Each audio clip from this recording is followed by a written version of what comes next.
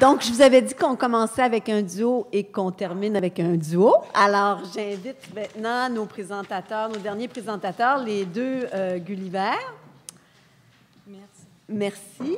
Pendant que vous vous installez avec vos chaises Louis Ghost de Philippe Stark, je vais faire votre présentation. Alors, nés en Albanie, Flutura Preca et Besnik Axillari sont un couple d'artistes connus sous le nom des deux Gulliver ou Two Gullivers. Ils ont étudié l'art à Tirana, Lausanne, Berlin et à Montréal, où ils poursuivent présentement leurs études au doctorat en études et pratiques des arts à l'UQAM. Ils ont exposé leur travail performatif à la Biennale de Venise en 1999, à After the Wall Hambourg-Bahnhof Berlin 2000, à la Biennale de Pékin de 2005, à Viva Art Action 2006 et 2010, à Montréal, à la 4e Biennale de dessin du Musée des Beaux-Arts du Mont-Saint-Hilaire. Ils n'ont pas écrit, mais ils ont aussi participé à une exposition avec Marina Abramovic au Museum of Modern Art de New York. Ils ont également obtenu des bourses du Conseil des arts et l'aide du Québec, Arts du Canada, CRSH et FRQSC. Et présentement, tous les deux, c'est pour ça qu'ils sont arrivés tout à l'heure, ils enseignent à l'Université du Québec à Trois-Rivières. Alors, le titre de la présentation, est-ce que ça a changé? Reenactment, usure et théâtralité de la performance. Est-ce que vous avez besoin de 2 micros? J'ai pris une. Il a volé une. C'est moi qui commence parce qu'il y a toujours un chicane qui commence. En fait, si vous voyez en haut, il y a un mot qui apparaît, conférence. Toujours quand nous sommes invités pour une conférence, on aime ajouter toujours un petit action, quelque chose qui diffère avec la conférence. Et si vous voyez aujourd'hui, on a pris une position inhabituelle pour une conférence. De plus en plus, je le mélange les mots, ça devient conférence. Si vous voyez, ce sont 2 chaises transparentes. Presque, on oublie la chaise. C'est plutôt, ça devient quelque chose comme, on peut le dire, comme le fantôme d'une chaise. C'est la chaise de Louis XIV, reprise par Philippe Stark. Et ça, c'est une copie qu'on le voit partout. On oublie même que c'est repris par Philippe Stark, mais pour nous, ça fait l'affaire. Ça fait depuis 1999 qu'on travaille sur la transparence. On voulait vraiment que les objets que nous, on utilise pour la performance, dans une façon, avec la transparence, de lui donner un sens de immatérialité de l'objet dans la performance et lui donner une sorte d'importance à l'action et pas à l'objet que nous, on utilise pour la performance, mais aussi on plonge dans une réflexion de l'action attachée avec l'objet de la performance. Bon, je laisse la parole à Besnik. On s'est compris en se regardant.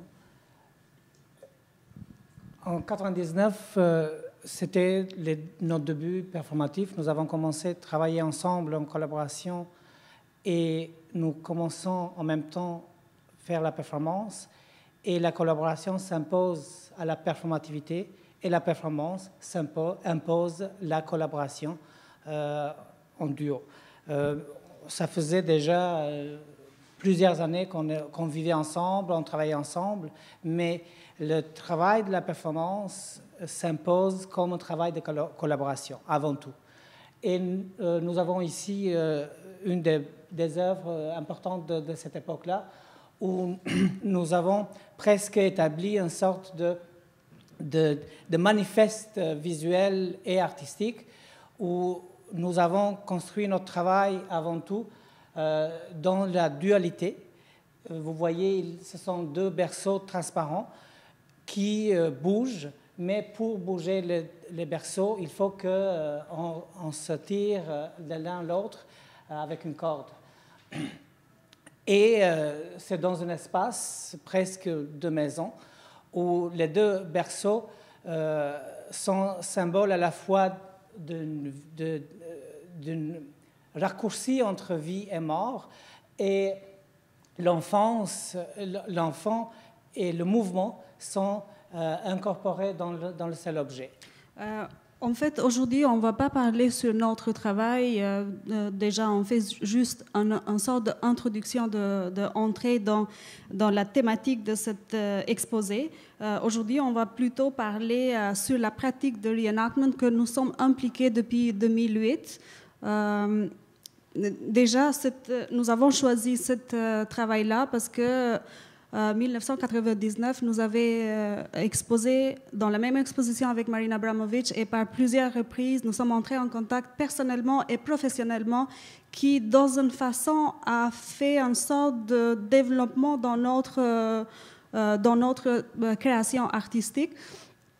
Et dans ce moment-là, en 1999, nous, on planche sur la réflexion comment on peut exposer une performance. Cette exposition dure 2 mois et nous sommes invités comme des artistes de la performance. Alors, quel type de performance nous, on doit proposer à ce musée-là, parce que c'est le musée Kunstmuseum Bonn en Allemagne, et il s'agit d'une exposition qui va être exposée dans différents musées de l'Europe. Pour tous les artistes de la performance, d'abord, la question se pose comment on peut vendre la performance, comment la performance doit être collectionnée, combien de temps la performance doit être exposée. Et dans ce cas-là, on se met dans un travail même avec des techniciens en construction des objets. Et on propose au musée que nous allons être présents que pour le vernissage, mais pendant tout le temps d'exposition, c'est d'autres interprètes qui vont nous remplacer ensuite. En fait, ça ne faisait pas partie de nos intérêts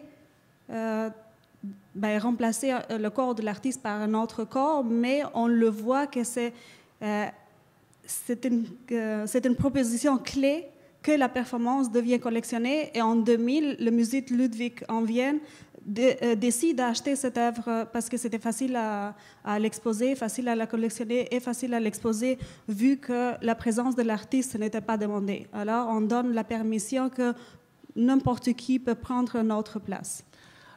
En fait, quand nous avons construit cette performance, cette installation, nous avons prévu une des voies possibles de mettre 2 moteurs qui font bouger les berceaux, parce que le berceau, c'est un objet qui n'existe pas s'il ne bouge pas. Donc, s'il ne bouge pas, il n'est pas l'objet pour lequel il est conçu. Alors, les moteurs, ils n'ont pas fonctionné. Alors, la seule façon pour que les berceaux bougent, donc le travail fonctionne, il faut qu'il y ait 2 personnes qui se retirent. Alors, c'est ce droit que nous avons fait don avec l'achat avec la vente de l'œuvre. On fait justement ce don de proposer au musée que tout le monde peut se mettre dans les berceaux et peuvent se bercer et aider que l'œuvre fait sens sans notre présence. En fait, peut-être on doit aussi expliquer qu'est-ce que ça veut dire reenactment et comment nous, on le comprend, reenactment. D'abord, reenactment, ça vient de mot enact. Enact again, to perform again, or to go through a second time. Ça veut dire que de refaire une autre fois ce que nous avons déjà fait avant. Mais en français, on a toujours la difficulté à trouver un nom propre, mais le nom le plus proche, c'est reconstituer, rejouer la performance. Mais quand on parle reconstituer et rejouer, on est toujours devant la remise en scène de la performance. Et on tombe tout de suite dans les paramètres du théâtre. Ça veut dire qu'on doit absolument... on est devant de la construction d'une scène. Par exemple, si je peux prononcer qu'est-ce que Marina Abramovic, elle comment il s'est proclamé souvent contre le théâtre, demandé dans une entrevue dans The Observer 3 octobre 2010 à distinguer la performance du théâtre. Elle réaffirme, souvent nous avons lu et entendu ça, To be a performance artist, you have to hate theater. Theater is fake, the knife is not real, the blood is not real, and the emotions are not real. Performance is just the opposite. The knife is real, the blood is real, and the emotional are real. Je peux continuer. Souvent, quand nous sommes demandés par une institution, soit un musée ou soit une galerie, pour faire une performance, ni la galerie ni le musée, ils nous ont accepté de faire une performance sans donner un scénario exact de la performance, comment ça commence et c'est quoi la fin de la performance. Et toujours le danger de la performance, c'était une sorte d'interdiction par les institutions, et cette interdiction de danger, à mon avis, ou avec l'expérience que nous avons vue, ça tourne la performance vers le théâtre. Et on est devant l'obligation de faire le scénario et de présenter et de répéter par plusieurs fois que l'institution est sûre qu'est-ce que nous, on doit présenter devant le public. Est-ce qu'il y a un danger pour le public ou bien est-ce qu'il y a un danger pour nous-mêmes comme artistes? Et ce n'est pas par hasard que nous sommes entrés dans le monde de l'art aussi à travers un univers qui ressemblait à un univers esthétique et performatif semblable à Marina Abramović et Ulay. Et une des œuvres que nous aimaient le plus, c'était Night Sea Crossing. En 1999, nous avons rencontré Marina Abramović à New York et elle nous a demandé si nous serions intéressés de reperformer pour son exposition à MoMA sa performance Night Sea Crossing. Nous étions... Peut-être juste dire qu'est-ce que c'est Night Sea Crossing. Night Sea Crossing est la performance légendaire de Marina Abramović et Ulay, présentée pendant plusieurs heures, 22 fois, dans différents lieux, pour une durée totale de 90 jours entre 1981 et 1987. Nous avons repris cette performance cette fois entre 2009 et 2013. Donc, à travers cette performance, nous faisons une deuxième rencontre avec Marina Abramović, mais aussi une rencontre avec l'histoire de l'art. Et nous avons demandé à donner une sorte d'explication ou notre motivation, pourquoi nous sommes intéressés à reperformer la performance de Night Sea Crossing. Nous avons écrit une lettre à Marina en 2009 où nous expliquons d'une certaine façon aussi notre rapport avec la performance, le rapport avec son art et avec son duo Marina Abramović et Ulay, mais aussi notre réflexion propre vis-à-vis à Night Sea Crossing.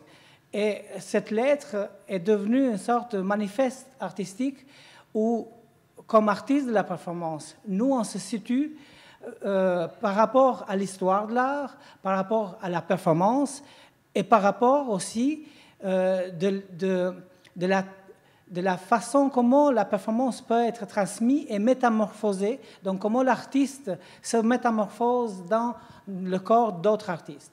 Et la troisième partie qui est plus éloquente de cette lettre, où nous établissons réellement cette fascination envers cette performance, mais aussi la ressemblance et la différence de notre propre travail avec la performance de Marina Abramović et Ulay. Et le dessin qui s'impose comme une forme d'authenticité dans la rencontre avec des artistes majeurs comme Marina Abramović et Ulay. Et, ironie du sort, après avoir écrit cette lettre, juste quelques jours, une semaine plus tard, on nous annonce qu'il y a un changement dans la programmation à MoMA. Et au lieu de la performance Night Sea Crossing, nous, on va reperformer la performance Point of Contact de Marina Abramović et Ulay. Voilà l'original et la version que nous avons reperformées qui figurent dans le catalogue d'Artists Present.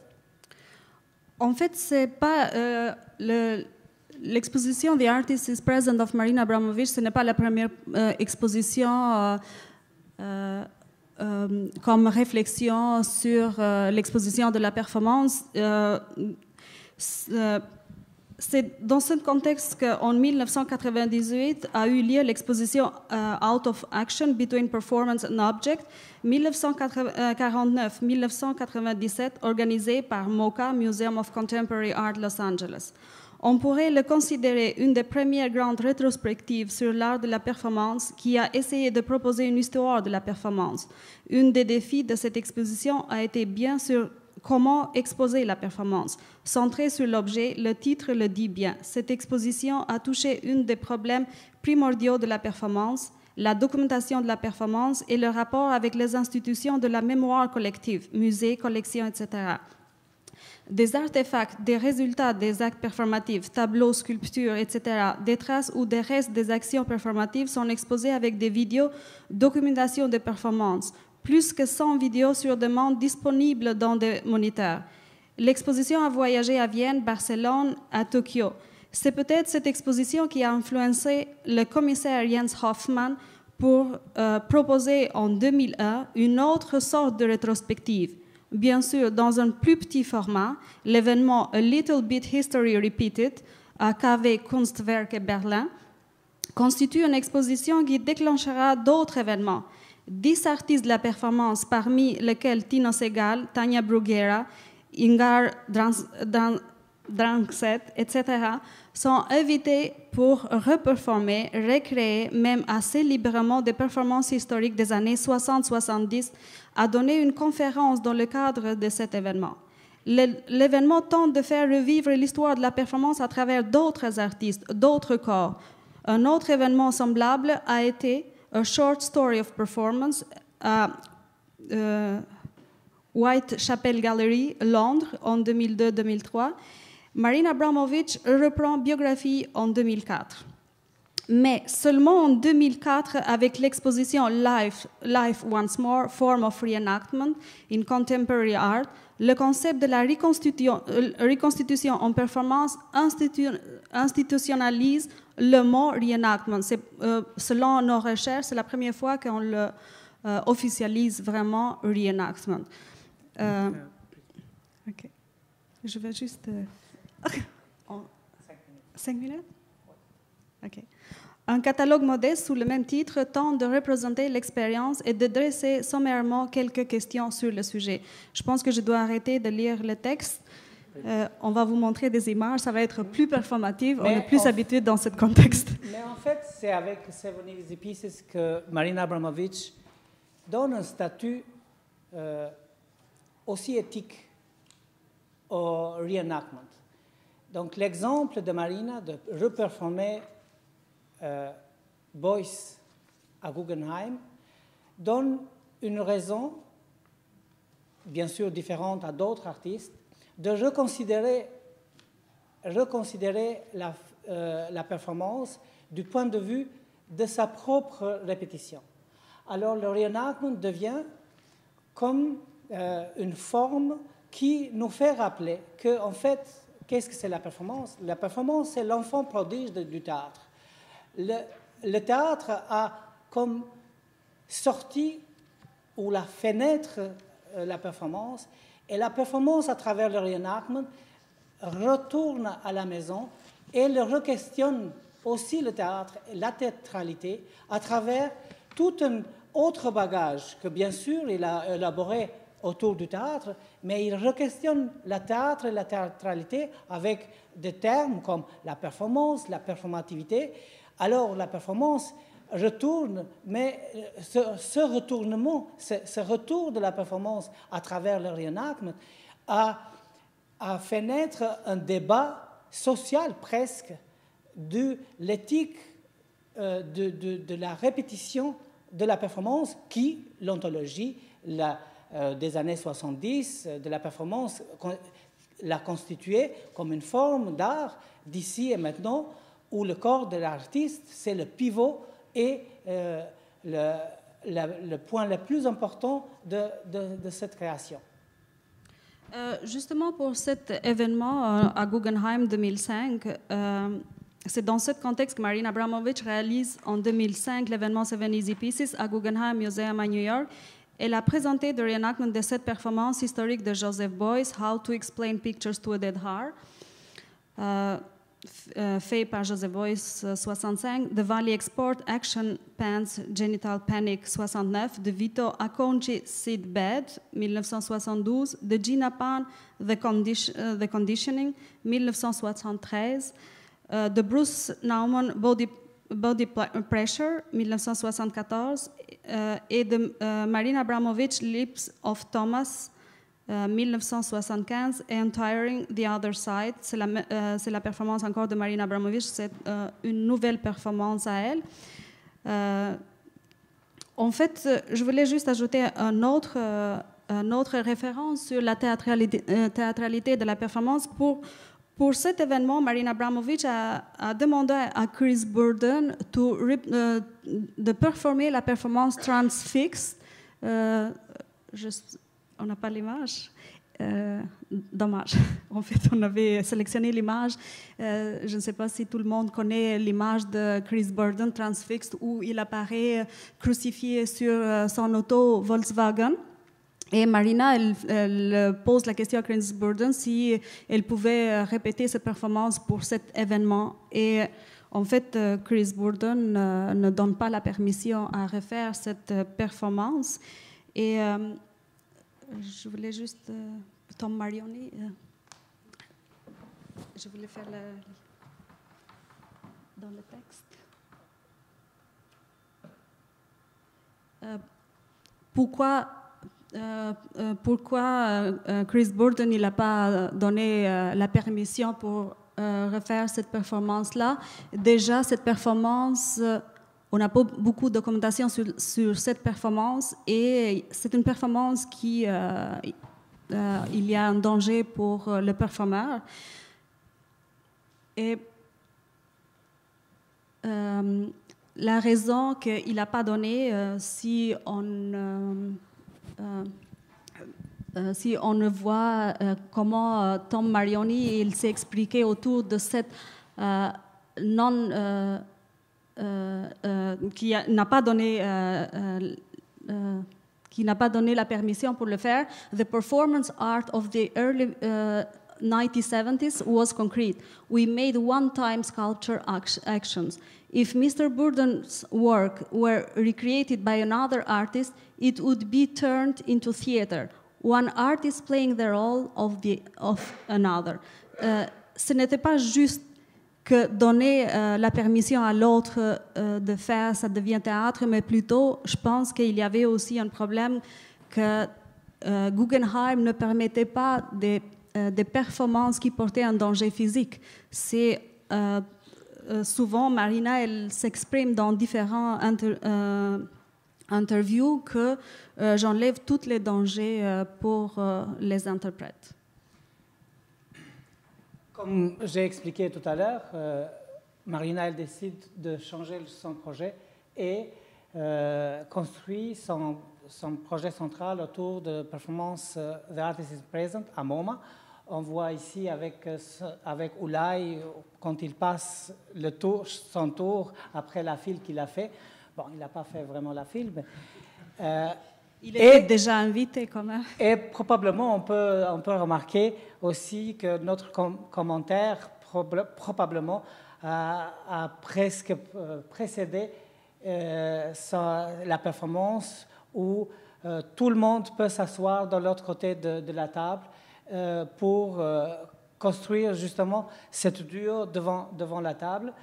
Et cette occasion-là nous a donné plus de courage, plus d'autres raisons pour reperformer la performance de Nicey Crossing dans un endroit, dans une place à Toronto, Nathan Phillips Square, où nous l'avons fait exactement dans le coin où elle a réalisé en 1982.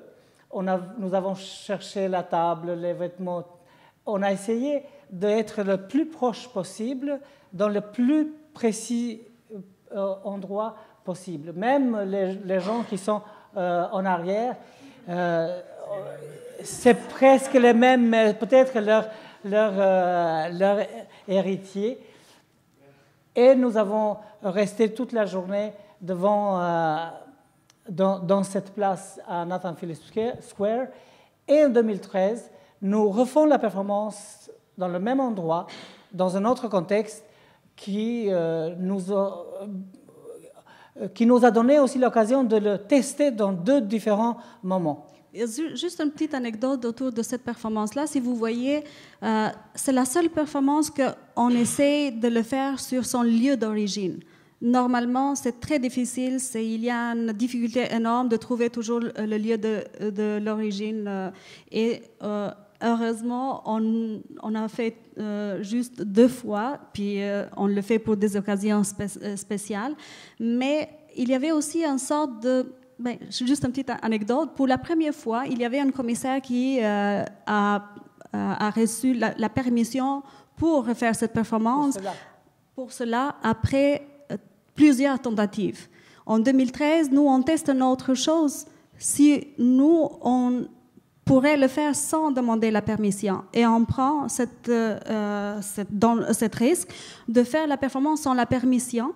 Et nous avons envoyé des invitations à tout le monde. Il y avait même du public qui s'était déjà avisé que nous allons faire cette performance-là. Il y a aussi des documentations du public. Pour nous, c'est très important. La documentation faite par le public, on ne demande jamais à un professionnel faire la documentation de nos performances. C'est toujours quelqu'un qui est autour de nous et souvent... dans notre caméra. Et souvent, il nous demande après l'adresse et il nous envoie la documentation. Et si on parle sur le geste, la façon comment on reste, il y avait beaucoup de monde qui nous demandait si cette performance est une proteste contre le maire de Toronto, qui n'était pas le cas. Mais quand même, les gens, ils savaient ni qui est Marina Abramović, ni qu'est-ce que ça veut dire cet acte qu'on fait, mais ils l'attachent tout de suite à une situation politique de leur ville.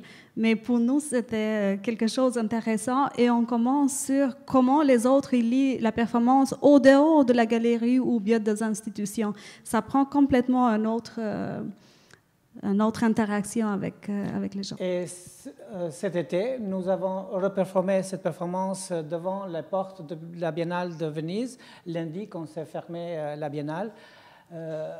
Nous avons fait un sitting et nous nous sommes autoproclamés comme un projet collatéral à la Biennale de Venise. Par différence, là-bas, tout le monde qui ne savait pas que la Biennale était fermée, mais tout le monde qui venait, il savait que c'était bien une performance de Marina Abramović là, et tout le monde qui va presque au moins, un public avisé, il était au courant que c'est une performance devant les portes et il faisait attention pour ne pas être dans les caméras. Nous l'avons reperformé même dans le pavillon portugais. Si quelqu'un de vous a vu la Biennale de Venise cette année, le Portugais il se présentait dans un bateau. C'était intéressant. En fait, l'exposition était toujours en mouvement. Et cet hiver, nous sommes allés sur un lac gelé, à lac Bill. Nous avons Moins 20 degrés. Le lac, il était complètement gelé. C'est un petit lac. Nous sommes sur le lac présentement. C'est la première fois que nous faisons une performance sur un lac gelé. Et nous avons des amis, nos enfants, qui font très bien leur travail de public avisé, qui donne aussi cette dimension de théâtralité où toutes les couleurs, les gestes, donnent cette importance à ce petit geste simple qui devient en fait le symbole de cet après-midi où beaucoup de monde ont fait une activité autour de Lac Bill et de notre reenactment, que nous l'avons fait un peu plus tard, quand il faisait encore un peu plus froid, moins 30, je crois, avec le facteur au vent. Sans vêtements, qui les gens sont plutôt étonnés par comment nous sommes capables de rester déshabillés que de faire cette action, parce que c'est une action simple, rester devant quelqu'un, c'est pas quelque chose majestueux, c'est plutôt... et en fait, si vous voyez, il y a une sorte d'usure de cette idée. On commence... Marina, elle nous a donné cette permission déjà de refaire cette performance, mais elle n'a jamais noté dans quelle façon nous allons faire cette reprise, comment on va répéter cette performance. Donc, nous, on a une carte blanche pour faire une sorte d'usure cette œuvre performative, et on ne demande jamais Marina comment on va le performer. D'ailleurs, même Marina... 22 fois qu'elle avait repris cette performance, elle a changé l'esthétique de cette performance, elle a changé le ton de cette performance, et si vous voyez, l'œuvre se transforme par l'effet de cette reprise. Plus qu'on le reprend, plus que ça devient quelque chose d'autre, on tombe dans une métamorphose de l'œuvre performative, et si vous voyez, The Artist is Present, c'est une reprise de cette performance Night Sea Crossing. Elle a juste transformé, remplacé son partenaire avec tout le monde. Ça veut dire pour la performance, ce n'est pas juste l'idée qui est importante, mais la façon de la représentation de l'œuvre d'art dans les plusieurs conditions, parce que c'est aussi, si vous voyez, Marina n'a jamais fait cette performance moins 20 degrés. Moins 20 degrés, ce n'est pas nous qui décidons, c'est le corps qui décide à quel moment, parce qu'on commence à voir le corps gèle, et dans un moment donné, il faut qu'on quitte la performance. On est entré dans tester les conditions de la performance dehors de la galerie, et c'est dans cette logique qu'on continue à travailler, à faire la reprise. Et en fait, ce que nous testons, c'est que l'usure de l'œuvre d'art teste jusqu'où l'œuvre a une sorte de noyau. C'est quel est le noyau, l'essence de cette performance, mais aussi l'essence de cette table, en fait, Night Sea Crossing, ou de cette sitting. Donc, nous l'avons testé de différentes façons, mais il y a quelque chose qui reste inchangeable de ce travail, c'est ce regard et ce dialogue dans un moment où le temps s'arrête. Ou bien avec ces actions qu'on reprend, c'est quoi la performance? Est-ce que c'est la documentation de la performance, ou bien la performance en soi-même, l'artiste en présence de public? J'aimerais aussi terminer cet exposé avec Artaud, qui exprime sur le théâtre. Et mon technicien, il cherche. En fait, the theater is the only place in the world where a gesture once made can never be made the same way twice. Je crois aussi que la performance est dans le même problème, ou bien dans le même enjeu, que c'est très difficile à refaire la performance avec l'exactitude de l'original. Même, comme vous avez vu un peu, quelle transformation, quelle métamorphose... même Marina, elle avait donné à ses performances, on le voit clair, il y a une sorte d'usure de l'œuvre performative et usure de l'image. En fait, chaque documentation, sur chaque reprise, ça devient complètement autre chose.